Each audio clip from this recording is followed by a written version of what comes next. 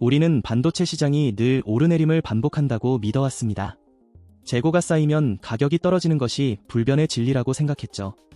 하지만 지금 시장을 지배하던 그 절대적인 법칙이 완전히 깨져버렸습니다. 단순한 호황이 아니라 생존을 건 거대한 전쟁이 시작된 상황입니다. AI 데이터 센터라는 블랙홀이 전 세계 메모리를 빨아들이고 있거든요. 과거 1년에서 2년짜리 사이클만 믿다가는 큰 낭패를 볼 수도 있는 겁니다. HBM 수요 폭발이 일반 반도체까지 연쇄적인 품귀를 만들고 있습니다. 2027년까지 이어질 이 충격적인 변화의 파도에 반드시 올라타야만 하죠. 이 흐름을 모르면 다가올 미래의 부를 남들에게 뺏기게 될지도 모르거든요. 이제 이 실체에 대해 이야기를 시작하기 전 좋아요와 구독 부탁드립니다. 지금 우리가 목격하는 현상은 단순한 물량 부족 사태가 아닙니다. 산업의 혈관을 흐르는 데이터의 질량 자체가 근본적으로 바뀌고 있는 겁니다. 우리가 알던 전통적인 반도체 시장의 공식은 이제 더 이상 유효하지 않습니다. 스마트폰이나 PC가 팔려야 메모리가 팔리던 시대는 완전히 저물었거든요. 지금 이 순간에도 거대 언어 모델은 쉼없이 돌아가며 데이터를 삼킵니다. 이 거대한 인공지능 학습을 감당하려면 기존과는 차원이 다른 연산 능력이 필요하죠. 바로 이 지점에서 고대역폭 메모리라고 불리는 HBM의 존재감이 폭발합니다. 단순히 데이터를 저장하는 창고가 아니라 데이터를 고속도로처럼 실어 나르는 역할이죠. 문제는 이 HBM을 만들기 위해 필요한 공정 난이도가 상상을 초월한다는 점입니다. 일반적인 디램을 만드는 것보다 몇 배나 더 복잡하고 까다로운 기술이 들어가거든요. 생산 라인을 HBM용으로 전환하는 순간 일반 메모리를 찍어낼 공간은 사라집니다. 한정된 공장에서 최첨단 칩을 만드느라 우리가 흔히 쓰던 램을 만들 여력이 없는 겁니다. 이것이 바로 시장에 불어닥친 연쇄적인 품귀 현상의 진짜 원인입니다.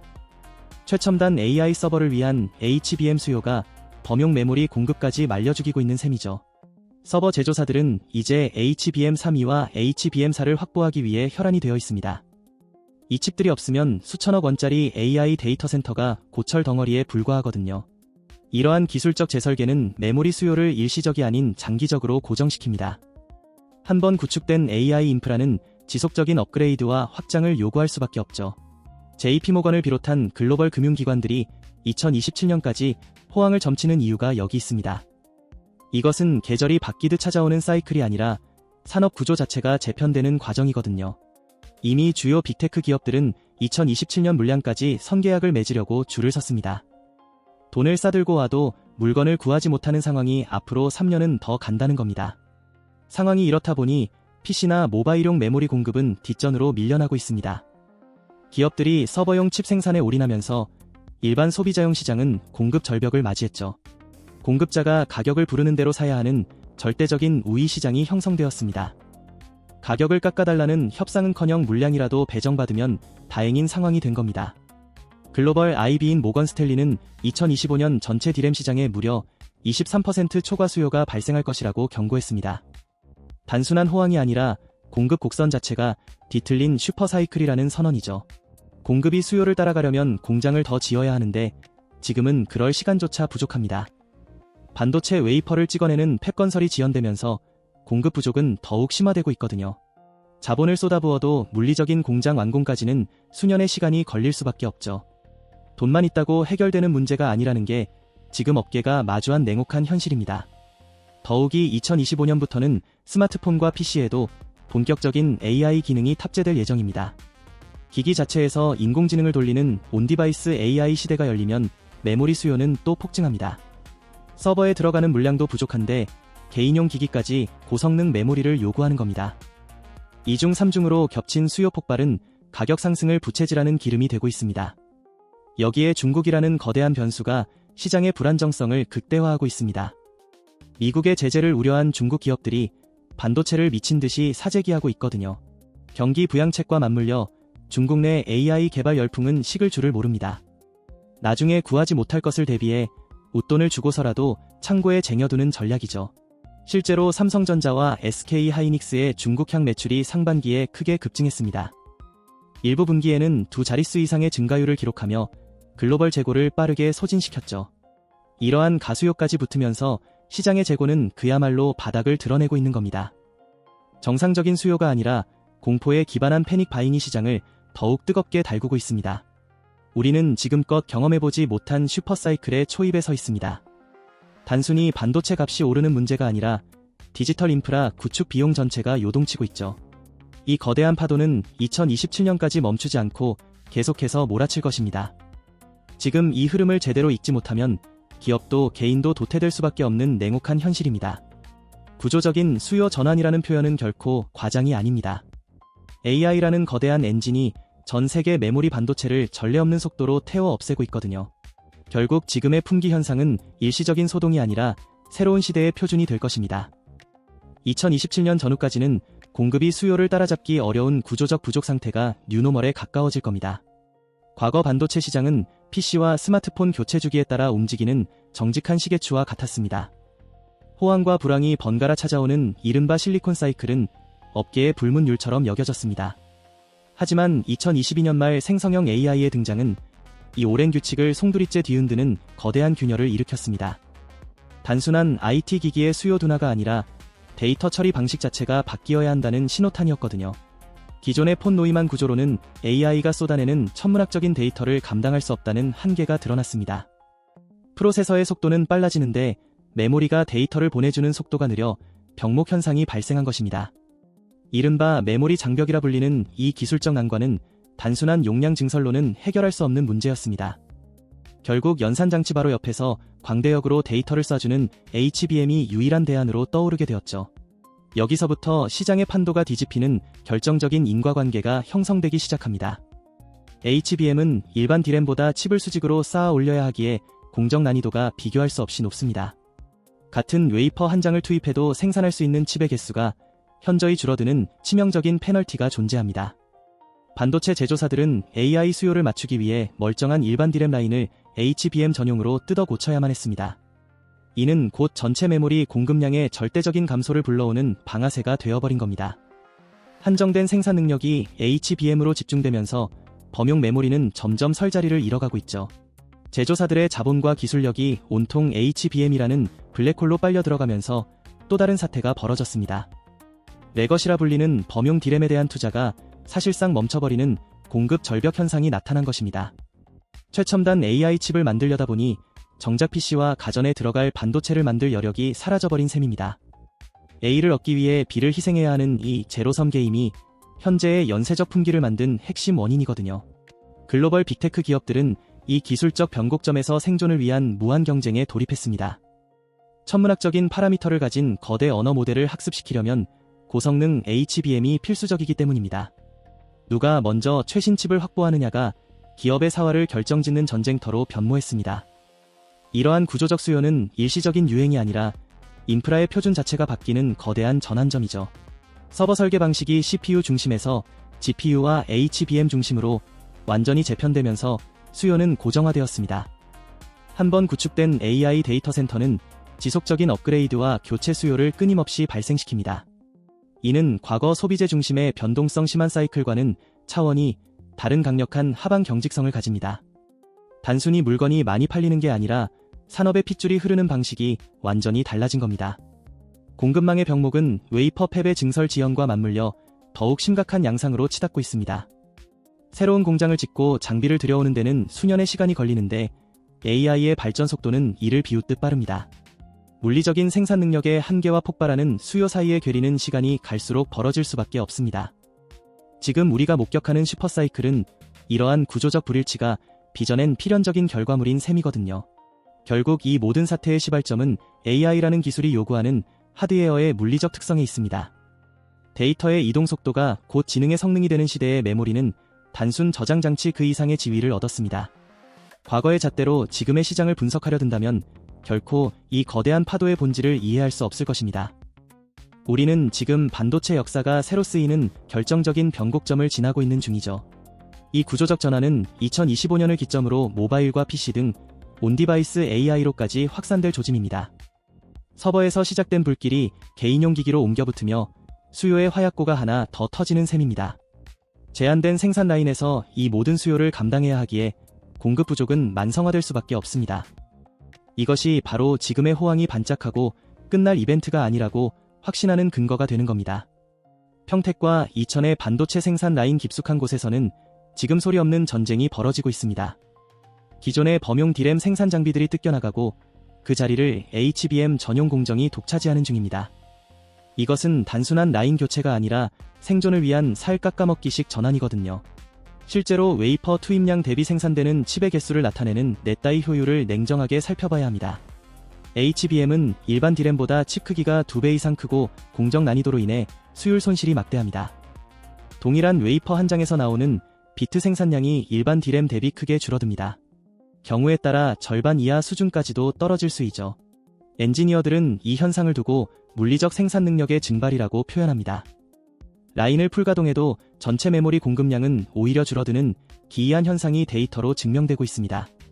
AI 서버가 요구하는 HBM 물량을 맞추려다 보니 범용 D램을 찍어낼 웨이퍼가 사라져버린 거죠.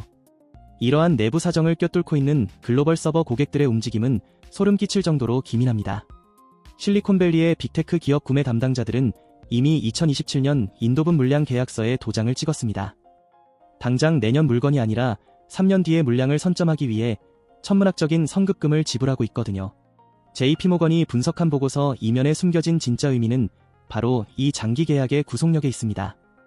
단순한 수요 예측이 아니라 법적 효력이 있는 공급 계약이 2027년까지 꽉 차 있다는 뜻입니다. PC나 스마트폰 제조사들이 뒤늦게 칩을 달라고 아우성쳐도 내줄 물건이 아예 없는 상황인 겁니다. 마이크론 CEO는 내년 HBM 공급 물량이 이미 완판됐다고 못 박았습니다. 2026년에 만들 HBM사까지 가격과 수량을 모두 계약서에 못 박아둔 상태라는 이야기죠. 더 충격적인 것은 마이크론이 직접 중기적으로도 핵심 고객 수요의 최대 3분의 2밖에 대응하지 못한다고 선언했다는 점입니다. 돈을 싸들고 와도 물량의 3분의 1은 공급할 수 없다는 뜻이죠. 이것이 바로 지금 시장이 마주한 물리적 한계의 냉혹한 현실입니다. 우리는 여기서 모건 스탠리가 제시한 충격적인 수치 하나를 반드시 짚고 넘어가야 합니다. 그들은 향후 D램 시장에서 발생할 초과 수요의 규모를 구체적으로 23%라고 명시했습니다. 이는 통상적인 호황기에서 볼 수 있는 한 자릿수 부족률과는 차원이 다른 재앙적 수치죠. 이 공급 부족 사태가 단기간에 해결될 수 없다는 증거는 반도체 장비 리드타임에서 드러납니다. 지금 당장 설비 투자를 결정해도 핵심 장비가 입고되어 칩을 쏟아내기까지 최소 2년이 걸립니다. 지난 몇 년간 글로벌 경기 침체를 이유로 줄여왔던 자본 지출이 부메랑이 되어 돌아온 거거든요. 마이크론은 올해만 45억 달러를 쏟아부었고 연간 카펙스를 200억 달러 수준으로 2배나 끌어올렸습니다. 하지만 정작 반도체를 찍어낼 클린룸을 구축하는 데는 수년이 걸립니다. 돈만 있다고 해결되는 문제가 아닌 겁니다. 결국 2027년까지는 이 공급 부족이 구조적으로 지속될 수밖에 없다는 뜻이죠. 마이크론은 아이다호 공장의 첫 웨이퍼 생산 시점을 2027년 중반으로 앞당겼지만 그마저도 한참 뒤의 이야기입니다. 설상가상으로 HBM의 세대 교체 주기는 과거 그 어떤 메모리보다 가혹할 만큼 빠릅니다. HBM32에서 HBM4로 넘어가는 설계 변경은 단순한 성능 개선이 아니라 공정의 재건축을 요구합니다. 새로운 공정에 적응하기도 전에 다음 세대 제품을 위한 라인 공사가 시작되어야 하는 겁니다. 마이크론 HBM4는 초당 11기가비트 이상의 속도를 내며 엔비디아가 요구한 10gbps 기준을 훌쩍 뛰어넘었습니다. 업계 최고 성능과 전력 효율을 동시에 잡았다는 자신감의 표현이죠. 마이크론은 내년에 HBM32와 차세대 HBM4를 동시에 공급하며 고객사별 맞춤형 전략을 펼칩니다. 더 무서운 것은 이 계약이 과거의 단순한 장기 공급 계약과는 차원이 다르다는 점입니다. 마이크론 CEO는 훨씬 더 구체적인 확약 내용과 뚜렷한 계약 구조라고 강조했습니다. 가격, 물량, 일정까지 모두 못 박아둔 철옹성 계약이라는 뜻이죠. 이 계약엔 D램뿐 아니라 낸드까지 포함됩니다. AI 인프라 전체를 선점하겠다는 빅테크의 전략이 고스란히 드러나는 대목입니다. 이러한 혼란을 틈타 중국 시장에서 벌어지고 있는 사재기 현상은 사태를 더욱 악화시키고 있습니다. 미국의 제재가 강화되기 전에 물량을 확보하려는 중국 기업들의 움직임은 필사적입니다. 실제로 삼성전자와 SK하이닉스의 중국향 매출이 상반기에 크게 급증했습니다. 일부 분기에는 두 자릿수 이상의 증가율을 기록하며 글로벌 재고를 빠르게 소진시켰죠. 이것은 정상적인 시장 수요가 아니라 공포에 기반한 패닉 바잉에 가깝습니다. 중국의 데이터 센터 기업들은 웃돈을 얹어서라도 HBM과 고용량 D램을 삭스리하고 있습니다. 글로벌 재고가 말라가는 상황에서 이들의 매집 행위는 가격 상승에 기름을 붓고 있거든요. 결국 우리가 마주한 현실은 단순한 사이클의 순환이 아니라 공급망의 구조적 재편입니다. AI 서버와 HBM 중심으로 전체 축이 이동하면서 범용 메모리 영역에는 공급 공백이 생기고 있는 겁니다. 범용 메모리의 품귀 현상은 HBM이라는 블랙홀이 모든 자원을 빨아들이며 생긴 필연적 결과입니다. 일반 소비자용 시장으로 흘러가야 할 칩들이 모조리 AI 서버실로 납치되고 있는 셈인 겁니다. 가격 협상력의 무게중심은 이제 완전히 공급자 쪽으로 기울어졌습니다. 부르는 게 값이 되는 시장에서 구매자들은 물량을 배정받는 것만으로도 감지덕지해야 합니다. 이 슈퍼사이클은 누군가의 희망 섞인 전망이 아니라 처절한 공급 부족이 만들어낸 팩트죠. 메모리 반도체 기업들의 이익률이 수직 상승하는 것은 기술 혁신 때문만이 아닙니다. 만성적인 공급 부족이 가격 방어선을 철옹성처럼 구축해 주었기 때문입니다. 우리는 지금 반도체 산업 역사상 가장 강력하고 긴 공급자 우위의 시대를 목격하고 있거든요. 이 거대한 흐름을 거스 오후 2시 19 부를 수 있는 변수는 당분간 존재하지 않아 보입니다. AI 인프라라는 거대한 괴물이 먹어치우는 메모리의 양은 우리의 상상을 초월합니다. 지금의 부족 사태는 끝이 아니라 이제 막 시작된 서막에 불과하다는 것이 냉정한 진실인 겁니다. HBM 시장은 올해 350억 달러에서 2028년 1000억 달러까지 매년 40%씩 불어날 것으로 예상됩니다. 3년 만에 시장이 3배로 불어나는 속도입니다. 2028년 한 해 HBM 시장이 불과 몇 년 전 전체 디램 시장보다 더 커지는 기형적인 구조가 되는 겁니다. 원래 특수용 메모리 취급받던 HBM이 이제는 시장 전체를 집어삼키는 괴물로 진화하고 있는 셈이죠. 모건 스탠리는 2025년 기준 HBM이 전체 디램 공급의 30% 이상을 차지할 수 있다고 전망했습니다. 원래 디램에서 특수용이던 HBM이 이제는 전체 디램 파이의 3분의 1을 먹어치우는 괴물로 변하고 있습니다. 마이크론의 2026회계연도 1분기 매출은 136억 달러로 전년 대비 57% 급증했습니다. 시장 예상치 129억 달러를 훌쩍 뛰어넘는 어닝 서프라이즈였죠. 총이익률은 56%로 전 분기 45% 대비 11%포인트나 개선됐습니다.